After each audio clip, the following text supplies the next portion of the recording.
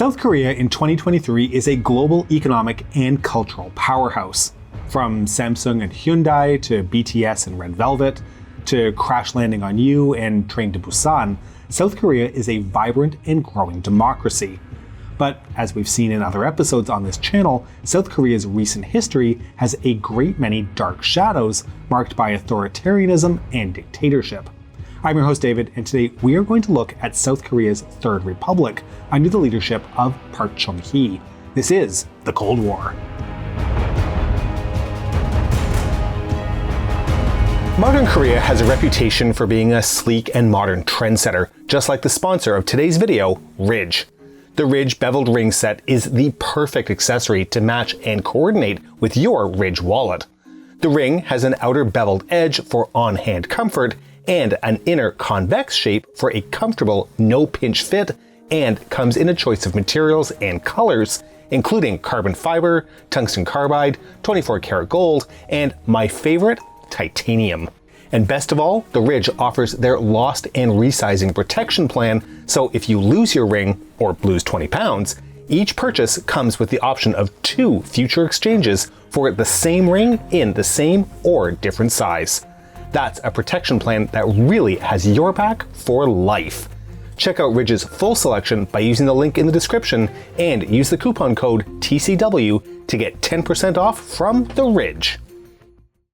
So, in a previous episode, we looked at how post-Korean War of South Korea developed up until the point of Syngman Rhee's forced abdication in 1960, and then the April Revolution and Rhee's flight to Hawaii. The parliamentary system that followed Rhee's regime, known as the Second Republic, led by President Yoon Bo-seon and Prime Minister Chang Myon, was rather short-lived. Sincere attempts and plans were made to overcome the inherited political, economic, and social issues that had plagued the First Republic, but ultimately the government proved to be incapable of doing this, especially as further instability was being created by leftist activists. And just like in wider South Korean society, the Republic of Korea Army was faced with its own issues. Issues which were really not that different, to be fair, mainly stemming from the deep structural corruption that had been cultivated during the Rhee years. A group of officers who had desired to reorganize and cleanse the army of any corrupt elements had actually wanted to take action in 1960, but their plans for a putsch against Syngman Rhee were throttled by the student-led uprising that had taken place in April of that year. Yet as time passed and the new democratic government continued to fail to solve, or at least improve the situation, those military officers resumed their plans to step in and liberate the people from political corruption and economic poverty. The de facto leader of the group of conspirators was Major General Park Chung-hee. Park was born in 1917 and had had an impressive military career as one of the few Koreans that had been allowed to study at the Imperial Japanese Army Academy in Tokyo. He would later serve as a lieutenant in the Army of Manchukuo during the late stages of the Second World War. The time he spent in Japan and the Imperial Japanese Army had a profound impact upon Park's understanding of the world and shaped the way he would govern and develop South Korea during his 17-year-long tenure as the country's president. An admirer of Japan's rapid industrialization during the Meiji era and a firm believer that anything could be accomplished through sheer willpower, Park Chung-hee would develop South Korea in a similar way: industrialization and intense militarization. But more on that later. Now back to the coup. The date that was initially chosen was the first anniversary of the Student Revolution, April 19th, on the grounds that major political unrest against Prime Minister Chang Myon was expected during that time frame. As the entire week passed rather calmly, the coup d'etat was rescheduled for the 12th of May. However, the plans were leaked and Chang Myon became aware of them.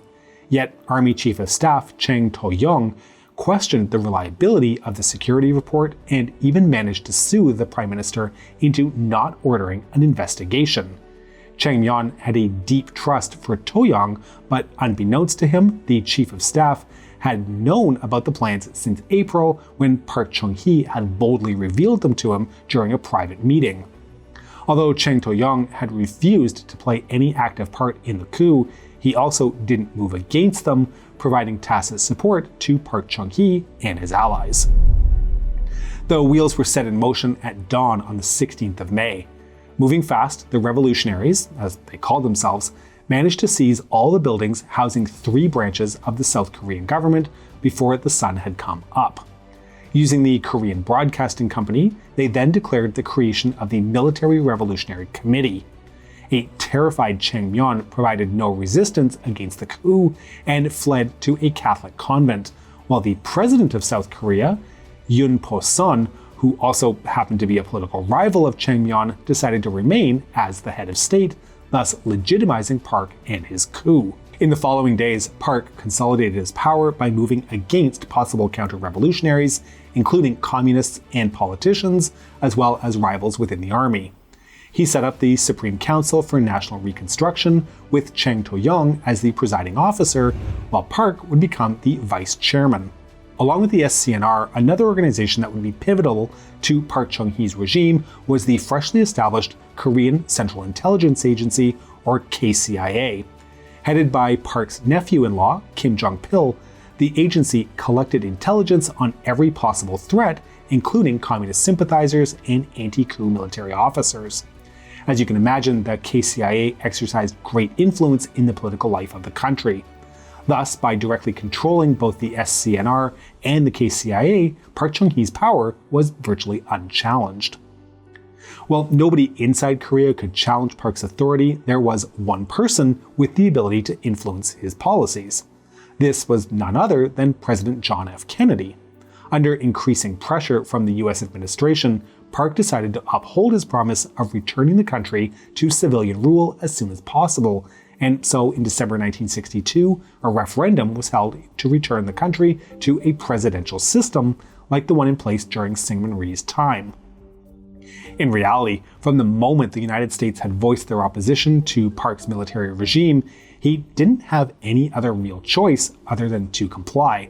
South Korea at that time was still very much dependent on US economic aid. So, the elections were scheduled for October of the following year, with 2 major candidates fighting for the presidency. The first candidate, as you might have already guessed, was Park Chung-hee as head of the Democratic Republican Party, despite his earlier vows that he wouldn't run for any civilian office. The other candidate was the previous, until very recently, head of state, Yoon Po-sun of the Civil Rule Party. Surprisingly enough, Park Chung-hee won by a slim margin, with only 1.4% more votes than Yoon, a result that did indicate a fair election and, importantly, satisfied US demands for a democratic and legitimate regime, the Third Republic. However, names can be deceiving. In reality, the newly established republic was not very different from Park's earlier military junta, as the majority of people who had made up the Supreme Council retained their positions. And this would continue for a second term when, in May 1967, Park and his Democratic Party were able to secure 51.4% of the vote to once again defeat Yoon Po-sun. Now, according to the South Korean constitution, Park could not run for a third term, but this was an obstacle he would overcome in due time. After all, 2 terms gave him plenty of time to act on the promises he had given during the coup of May 1961, to lift the people from poverty and to strike at corruption on all levels. And that he did. Already from Park's first year in power during the Supreme Council era, economic development and industrialization were given top priority. The government during the Second Republic era had drafted some economic plans that they just were not able to implement. The much more decisive government of the Council, however, was able to put those plans into action, and in 1962, the first 5-year plan began, focused on establishing the basis for a future industrial expansion.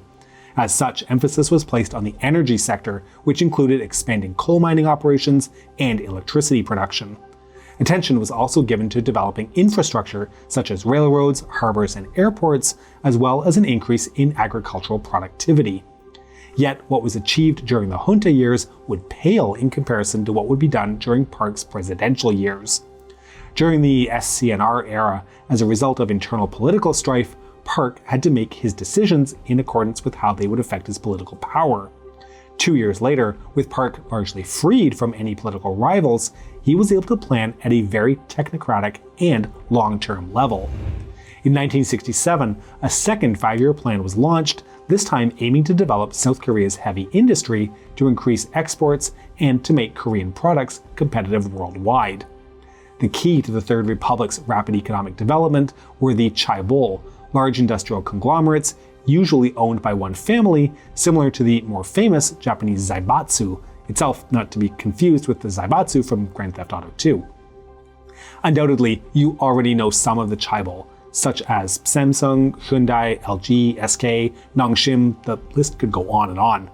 These titans of today were born during the early years of Syngman Rhee's reign, when Korea became free from Japanese colonial rule, but truly took off during Park's era.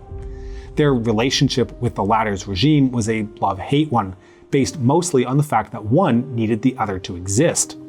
Park and his government were willing to protect the conglomerates from any failures, continuously funding them or enacting legislation based on their interests, but at the same time also luring them into investing in high-risk projects. The chaebols, for their part, tried to earn Park's support to secure subsidies, foreign loans, and personal favors, and in return invest into Park's nation-building strategy. Needless to say that just like the pre-war zaibatsu in Japan, the Korean chaebol, through their crony capitalism, created an oligopoly, leaving no room for smaller businesses to develop, and held back workers' rights and labor unions as a result. Besides the chaebol, 2 other factors contributed to the rapid economic growth during the 1960s. The first one was, as you might have guessed, the United States and the ongoing war in Vietnam. South Korea, as a US ally in Asia, would become involved in the war, and even capitalized on that by offering an ever-increasing presence of ROK troops to Vietnam in exchange for economic contracts in the region. Korean firms became involved in the construction of military installations, supplying goods, and providing services for US and other allied troops, bringing in foreign exchange, and more importantly, gaining invaluable experience that would later enable them to win business contracts in other parts of the world, especially the Middle East. The second factor was the normalization of diplomatic relations with Japan. Japan by this time had largely recovered economically and was well on its way to becoming an economic powerhouse. We've done several videos on post-war Japan and its economic miracle. Please be sure to give them a watch if you haven't already. Now, consequently, Japanese entrepreneurs were looking to expand their activities beyond Japan. South Korea was a logical step. It was close, offered cheap labor, and many Korean merchants spoke Japanese. For his part, Park Chung-hee wanted to attract Japanese capital and more sophisticated technology, but to do so, Korea would have to overcome a significant obstacle. Due to the recent history between the two countries, the majority of Koreans harbored ill feelings towards the Japanese, and there were also fears that a renewal of trade relationships would lead to an economic recolonization. The issue of normalizing relations with Japan was a particularly difficult tightrope for Park to walk, as coupled with his past relationship to Japan, it would give fuel to his political opponents to accuse him of pro-Japanese sentiment.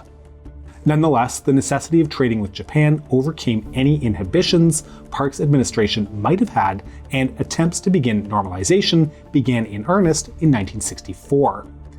They were met with heavy opposition, not only inside the National Assembly, but also in the streets, with significant student protests that ultimately forced Park Chung-hee to declare martial law in order to restore order. Despite the opposition, the following year a bilateral agreement between the two countries was signed by which Japan agreed to pay almost $1 billion in aid to South Korea, gave residency rights to Koreans living in Japan, and both sides agreed to set their respective exclusive economic zones to 12 miles. This agreement opened the gates for Japanese investments in the South Korean market, and soon Japan became the second largest foreign investor in the country, behind only the United States. Japan also provided much-needed technological improvements to those growing Korean corporations. Now, the economic revitalization of the country was only one part of Park Chung-hee's policy. The other was the buildup of a strong national defense force. The process of modernizing the army had begun long before Park's rise to power, but it was during his tenure that the military reached new levels of professionalism and combat readiness. The army received priority not only because of Park's idiosyncrasies and personal beliefs, but because of plain pragmatism.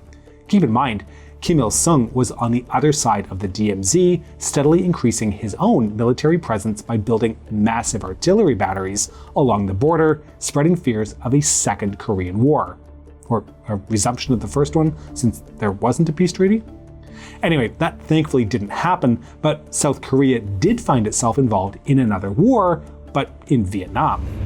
The deployment of combat troops to aid their US ally was of course met with opposition, not only from the opposing party, but from members within Park's own Democratic Party as well. In fact, even the Chief of Army Operations, Chae Myung-shin, had expressed his disagreement on the matter after assessing the situation in South Vietnam. Yet, these voices opposing the deployment of troops proved to be too weak to change Park's mind, who understood that this was a great opportunity to not only repay the debt the ROK owed to the US for their help during the Korean War, but secondly, as a way to gain combat experience, upgrade their weapon systems, and also make some additional profit by securing contracts, loans, and subsidies, and other financial incentives. ROK troop presence in Vietnam helped strengthen the bond between the two countries, and at a crucial point in time as well, as in 1966, North Korea resumed its aggressive stance and all-out war seemed to loom on the horizon. But thanks to Park Chung-hee's earlier maneuvers, South Korea had anchored itself as an indispensable strategic US ally in the region, so once again, the United States wouldn't hesitate to involve themselves in another Korean conflict, despite their already heavy involvement in Vietnam. We'll look at the Korean DMZ and the USS Pueblo in a future episode, so stay tuned. Of course, the empowerment of the armed forces and the catalytic role they played in securing Park Chung-hee's position as president of the Third Republic led to an increased politicization of the military, as well as the overall militarization of Korean society. Besides Park Chung-hee, the undisputed ruler of the country, others who wielded significant political power also had a background in the security forces, although we should note that these were never the same people as the highest-ranking field commanders, a preemptive measure taken by Park to stop anyone who could possibly amass too much authority and become a threat to his regime. Now, overly ambitious military officers might have been dealt with, but there was another enemy to Park's administration, and that was the Third Republic's constitution, which forbade him a third presidential term. This was overcome in 1969 when a constitutional amendment passed through and, unsurprisingly, Park won the presidential elections of 1971, securing a third term. However, at the legislative elections the same year, the Democratic Republican Party failed to secure the 2/3 of the National Assembly that were needed for a future constitutional amendment. So, Park Chung-hee staged a coup against, well, himself, declared martial law, and dissolved the Third Republic. He would introduce the new Yushin Constitution and would reassume the office of the President of the Fourth Republic of Korea, though with dictatorial powers this time, and he would rule until his assassination in 1979. But Park's later years will be discussed in a future episode. We hope you've enjoyed this episode, and to make sure you don't miss all of our future episodes, please be sure to like and subscribe and press the bell button. You probably won't need to pass a constitutional amendment to do it in some sort of legalistic effort to legitimize your love of the Cold War. Please consider supporting us on Patreon at patreon.com/thecoldwar or through YouTube membership. We can be reached via email at thecoldwarchannel@gmail.com. This is the Cold War Channel, and as we think about the Cold War, please remember that history is shades of gray and rarely black and white.